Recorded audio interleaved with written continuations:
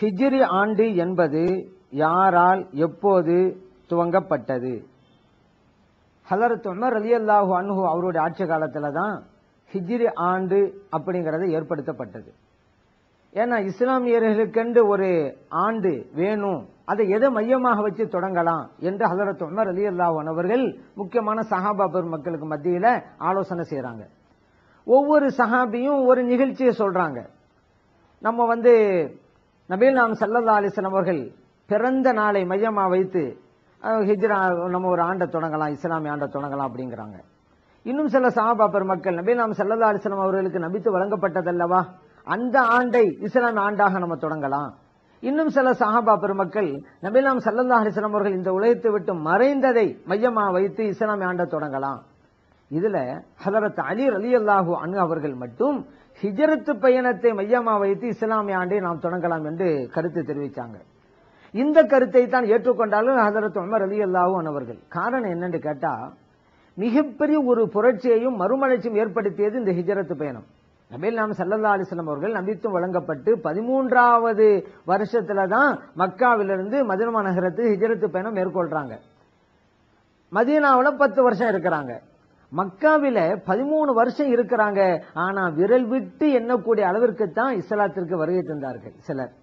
ஆனால் மதீனாவிலே இருந்த அந்த 10 ஆண்டு காலங்களில் லட்சக்கணக்கான மக்கள் இஸ்லாம் என்கிற கோட்டைக்குள்ளே பிரவேசித்து விட்டார்கள். மிகப்பெரிய மாற்றத்தை ஏற்படுத்தியது இந்த பயணம் தான். ஆகவே இதை மையமா வைத்து இஸ்லாமிய ஆண்டை தொடங்கலாம் என்பதை எல்லோரும் ஏற்றுக்கொண்டார்கள். அதிலிருந்து தான் தொடங்குது. இதுல இருந்து நம்ம இன்னொரு விஷயத்தை நம்ம புரிஞ்சு கொள்ளணும். நபிகள் நாயகம் ஸல்லல்லாஹு அலைஹி வஸல்லம் அவர்கள் ஹிஜ்ரத் பயணத்தை மேற்கொண்டாங்கல்ல, அந்த ஆண்டு இஸ்லாமிய ஆண்டின் முதலாவது ஆண்டு. அதே நேரத்தில் மாதம் என்று வருகின்ற போது இப்ப நம்ம முதலாம் மாதம் முஹர்ரம் அப்படிங்கிறோம். ஹிஜ்ரத் பயணம் அந்த முஹர்ரம் மாதத்தில் நடக்கவில்லை, ரபியுல் அவ்வல் மாதத்தில் தான் நடந்தது. அப்ப ஆண்டு என்று வருகின்ற போது முதல் ஆண்டு தான். மாதம் எது? அரபி மக்களுக்கு மத்தியில முஹர்ரம் மாதம் தான் முதலாவது மாதமாக கணக்கில் இருந்துகிட்டே வந்துச்சு. அவர்களிடம் முதலாவது மாதமாக இருக்கக்கூடிய முஹர்ரமே இருந்துட்டும் அப்படின்னு அப்படி விட்டுட்டாங்க.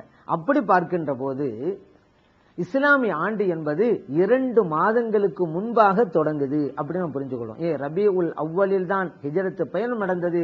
ஆனா மாதத்தை நாம் முஹர்ரிலிருந்து தான் நம்ம கணக்கில் எடுத்துக் கொள்கிறோம். ஆகவே ஆண்டு என்று வந்தால் முதலாவது ஆண்டு அதுதான் என்பதை கணக்கிலே நாம் கொள்ள வேண்டும். அடுத்ததாக அதற்கு முன்பெல்லாம் சஹாபா பெருமக்கள் எதை கணக்கில் வச்சு கொண்டாங்க? யானை ஆண்டு. அப்ரஹா மன்னன் காபாவை அழிக்க வேண்டும் என்பதற்காக யானை பட்டாளத்தோடு வந்தான்ல. அப்ப இறைவன் அபாபில் பறவைகளை அனுப்பி வைத்து அந்த யானை பட்டாளத்தையே அழித்தான் அல்லவா? இந்த நிகழ்ச்சி நடந்தது குறிப்பிட்டு யானை ஆண்டு என்ன அரபி மக்கள் உபயோகத்திலே வைத்துக் கொள்வார்கள். அதே போல ஒவ்வொரு முக்கியமான நிகழ்ச்சியை மையமா வச்சு இந்த நிகழ்ச்சிக்கு முன்னால இத்தனை வருஷம், இந்த நிகழ்ச்சிக்கு அடுத்து இத்தனை வருஷம், இப்படி எல்லாம் சொல்லுவாங்க. ஆனா இப்படி இருப்பதை விட இஸ்லாமியர்களுக்கென்று ஒரு ஆண்டு இருக்க வேண்டும் என்பதற்காகத்தான் உமர் ரலியல்லாஹு அன்ஹு அவர்கள் காலத்திலே ஹிஜ்ரத் பயணத்தை மையமாக வைத்து ஹிஜ்ரி ஆண்டு தொடங்கப்பட்டது.